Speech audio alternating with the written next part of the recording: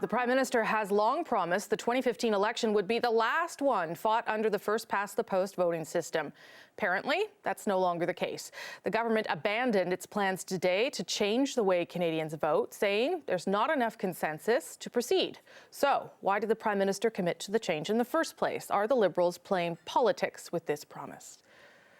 Joining me now from the foyer of the House of Commons, the Minister of Democratic Institutions, Karina Gould. Nice to see you, Minister.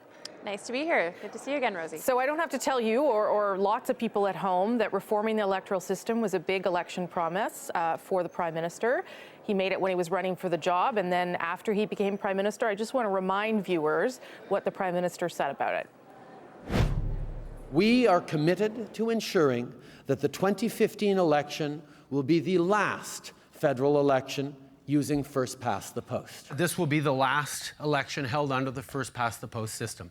It was a commitment we made. It was at the center of what we were talking about, how we needed to reform government. This last election is going to have been the last one in Canada done under the first-past-the-post system. This last election was the last one done under first-past-the-post, and we intend to keep that commitment. So, at what point was the Prime Minister sure that he was no longer going to keep that promise? Why did he keep repeating it when now you've abandoned it? Well, so as you know, I've been the minister now for 3 weeks, and when the Prime Minister asked me to take on this portfolio, he asked me to do it to make sure that I strengthen and protect our Canadian democracy. I received my mandate letter, and as you know, it's no longer in my mandate to reform Canada's electoral system. Over the past year, we have engaged in a wide-ranging, open, accessible conversation with Canadians on our electoral system. This was done through town halls held by local members of Parliament in their communities. It was done by a ministerial tour that my predecessor undertook, traveling across the country. It was done by the Special Committee on Electoral Reform that traveled across the country, had an online consultation, and also through the mydemocracy.ca, which engaged over 360,000 Canadians in this conversation.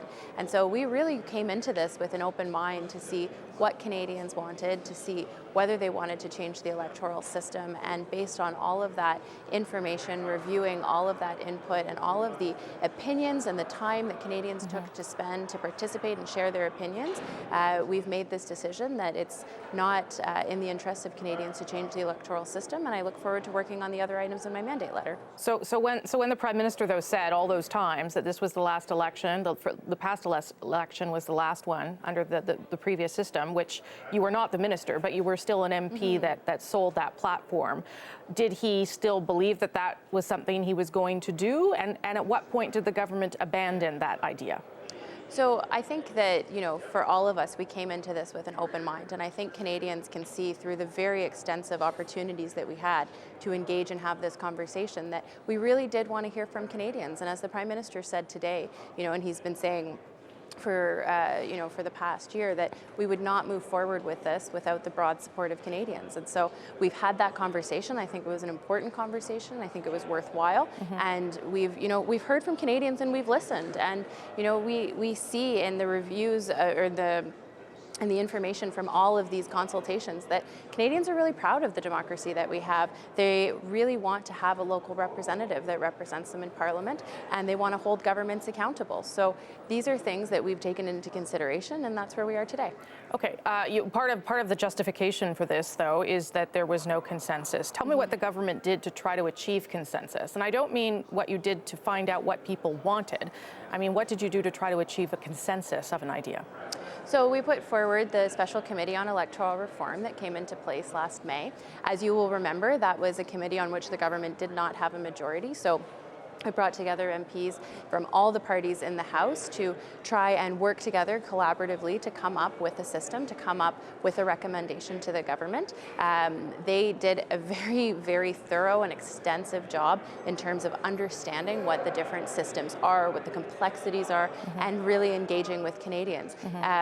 We really tried to be open-minded and to be be frank about consulting Canadians. And I think that's what we did. And so now we've heard and we're listening, and this is the path forward. But that wasn't really the question. The question is, what did the government, who took a leadership role and made a promise about electoral reform, what did the government specifically do to try and get Canadians to buy into the idea of a different electoral system?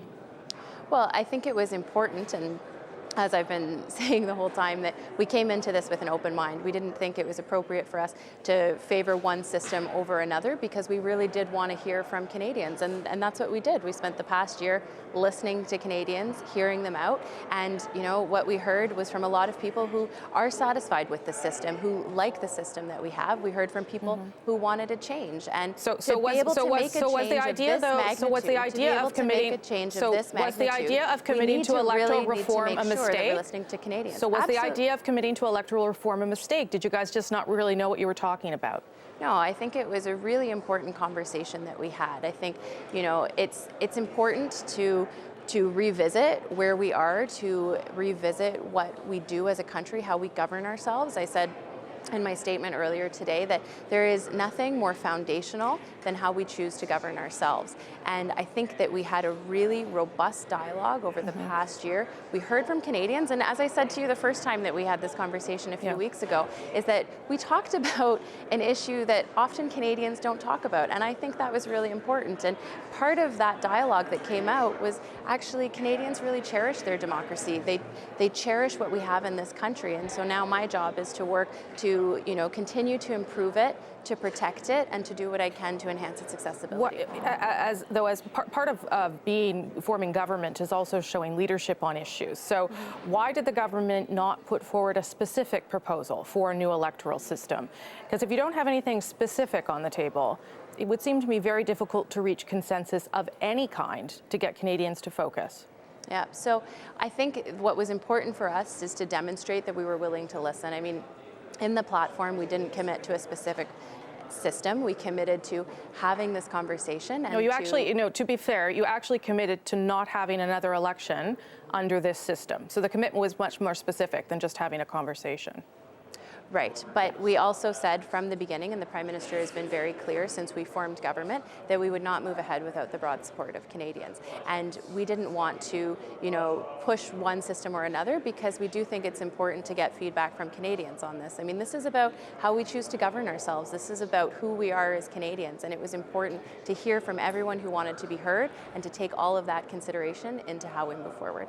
Okay, listen, I want you to come back and talk about the other things that you're going to do. I would love to. The changes for fundraising. How quickly, I'll just ask you on that, how quickly do you think you can move on that, some of the big changes there that you have to put in place?